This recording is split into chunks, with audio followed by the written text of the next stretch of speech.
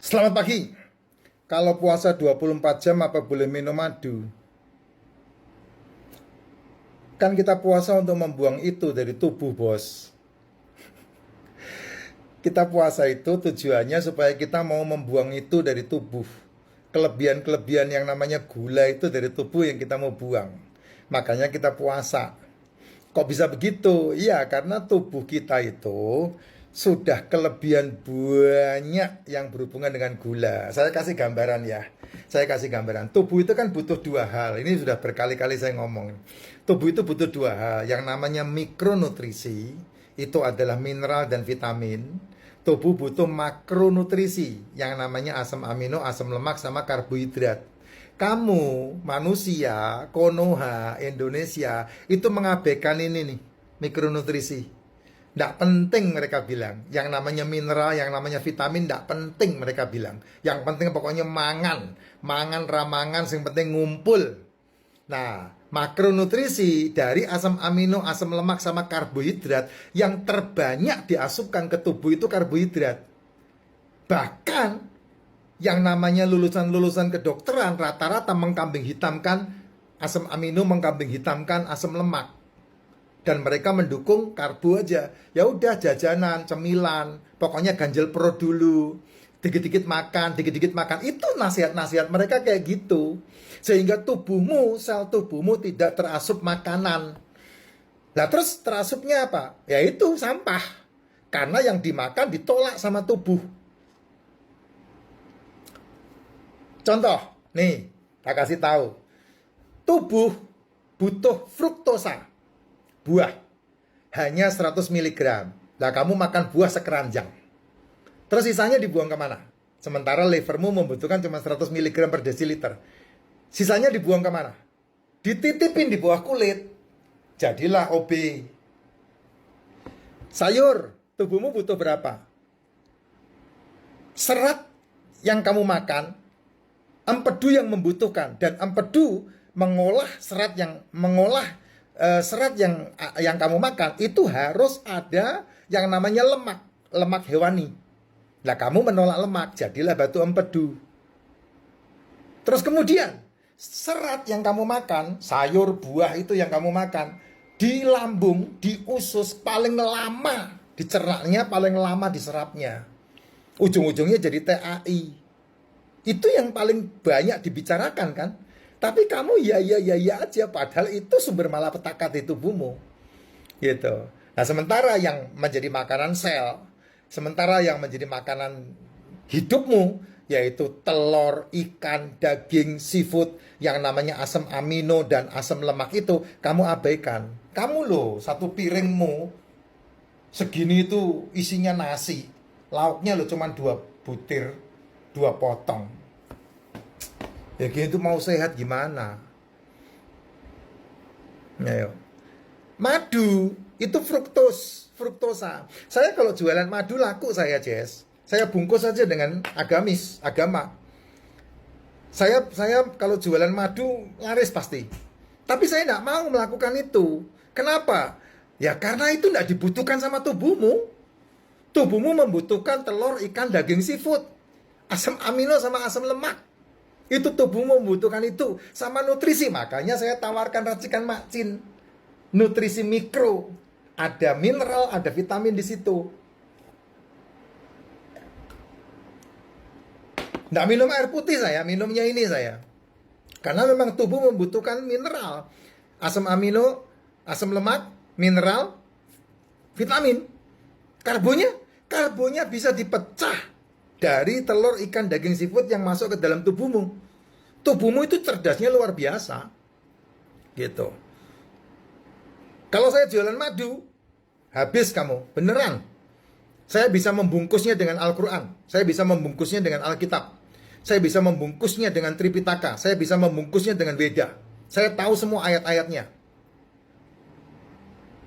Ya, bahkan di Al-Quran ada kitab namanya Kitab Lebah An-Nahl yang berbicara tentang madu. Di Tripitaka disebutkan makanan yang menjadi obat. Di Weda disebutkan para biksu, para pertapa makannya madu.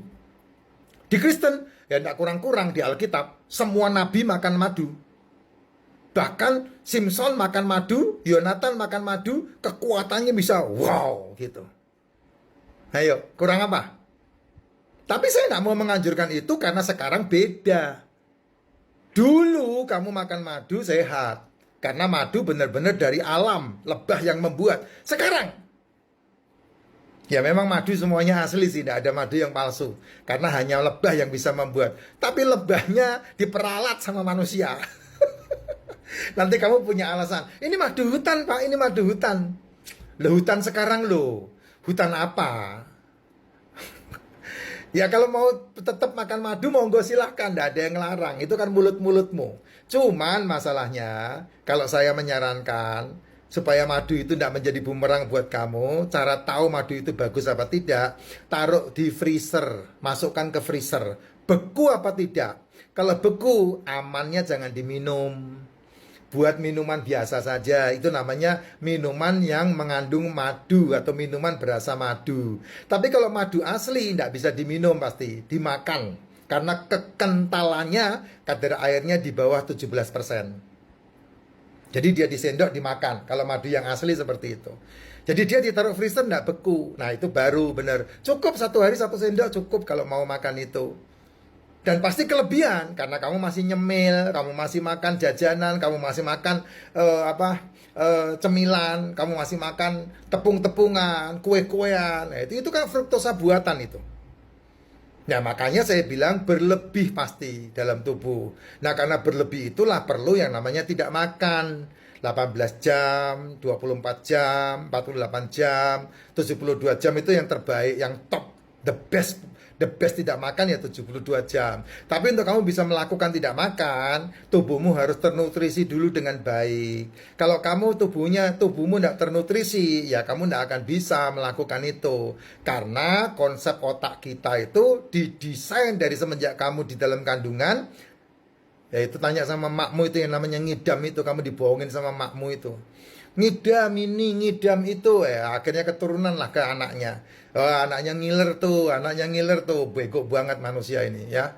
Dibilang katanya ya anak pasti ngiler semua. Nggak ada bayi yang lahir nggak ngiler tuh, nggak ada, pasti ngiler. Bodoh aja kamu, itu gara-gara ngidam dulu nggak keturutan. Nah, itu kebodohan anfaedah itu, yang dipiara turun-temurun bahkan diceritakan ke anak cucunya itu.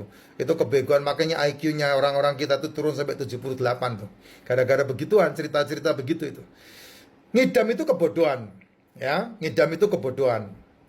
Yang betul adalah kamu cerdas mendesain apa yang kamu harus makan ketika kamu hamil. Itu baru top.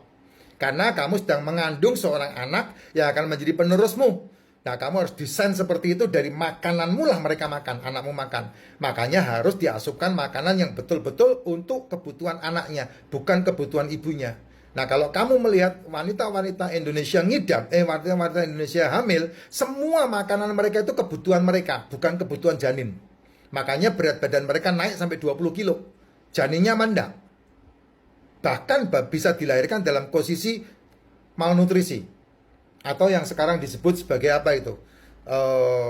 Kurang gizi itu. Ya kurang gizi untuk anak-anak yang dikasih gizi kan maknya, bukan anaknya. Tapi maknya kebanyakan ngidam, jadi enggak dapat gizi. Ngidamnya apa? Ngidamnya ya kamu tahu sendirilah ya. Nah itu loh Jess, makanya kalau memang kamu mau tidak makan ya jangan nambah gula, jangan minum gula. Apapun yang berbau gula singkirkan itu. Termasuk madu. Iya, madu itu hanya dijual dibungkus agama. Makanya kamu itu terkecoh di situ. Sama itu gula itu. Ya, sama seperti es teh manis itu. Sama seperti gula tebu. Nah, kamu jangan terkecoh dengannya begituan lah, ya. Sehat itu pilihan, bukan tuntunan. Sehat itu pilihan. Kamu mau sehat apa kamu memilih tidak sehat? Nah, itu pilihanmu. Ya, Jess. Jadi, boleh minum enggak? Ya, boleh. Tapi kalau kamu lagi puasa ya enggak perlu, karena enggak dibutuhkan itu, karena itu yang mau disingkirkan dari tubuh. Ya minumnya yang paling bagus ya, kalau kamu enggak minum racikan macin ya kamu minum suplemen. Karena emang tubuhmu perlu di supplementation, mineral namanya, vitamin namanya, itu namanya suplemen. Ya mikronutrisi, suplemen tubuh. Nah itu yang kamu butuhkan ketika kamu tidak makan.